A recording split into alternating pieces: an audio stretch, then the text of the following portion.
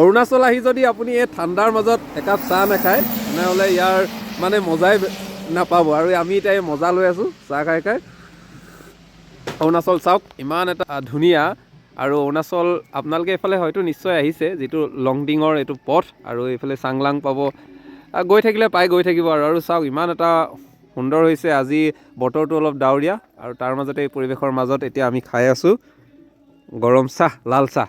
আৰু আমাৰ দুজনকৈ জ্যেষ্ঠ সাংবাদিক আছে, দিলীপ দা আছে আৰু দিলীপ হাজৰিকা। দিলীপ দা কি ক'ব? মজা লাগিছে, বিশেষকৈ চাহকাপ জালুক দিয়া টেষ্টি লাগিছে খাই। আৰু পৰিৱেশটোতো ক'বই নালাগে, দেখিলেতো গম পাইছে পৰিৱেশটো কেনেকুৱা। যদি আপোনাৰ মনটো অলপ কিবা দুখ লাগি আছে ইয়ালৈ আহক। আৰু আমাৰ হাজৰিকা দা কি ক'ব? সুন্দৰ এটা পৰিৱেশ, আৰু এই পৰিৱেশত ডাৱৰীয়া বতৰত জালুক দিয়া ৰঙা চাহ খাই সঁচাকৈ তৃপ্তি পাইছোঁ। আৰু অৰুণাচলৰ যিটো পৰিৱেশ, সম্পূৰ্ণ পাহাৰীয়া পৰিৱেশত মানুহৰ জীৱন যাপন সঁচাকৈ এটা সৌন্দৰ্যময় পৰিৱেশত জীৱন যাপন কৰিছে। সঁচাকৈ বহু শান্তিত আছে।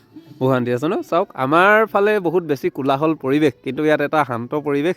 এই শান্ত পৰিৱেশৰ মাজত আৰু আমি এতিয়া আলহী ৰিজৰ্টত এইদৰে চাওক এয়া লাল চাহ, গৰম লাল চাহ খাই আছোঁ।